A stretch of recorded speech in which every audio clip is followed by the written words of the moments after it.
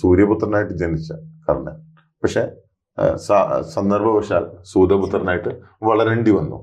സൂതപുത്രനായിട്ട് വളർന്നതിന്റെ ഒരുപാട് പരിഹാസങ്ങൾ കേട്ട് വളർന്നിട്ടുള്ള ഒരാളാണ് കർണൻ ധീരനാണ്, യോദ്ധാവാണ്, ധർമ്മശീലനാണ്. കർണനെ വാഴ്ത്തിപ്പാടാൻ ഒരുപാട് ഗുണങ്ങളുള്ള ആളാണ് കർണൻ പലരുടെയും ആരാധകനാണ്. അർജുനനേക്കാൾ കൂടുതൽ കർണനെ ഇഷ്ടപ്പെടുന്ന ധാരാളം ആൾക്കാർ നമ്മളുടെ ഇടയിലുണ്ട്.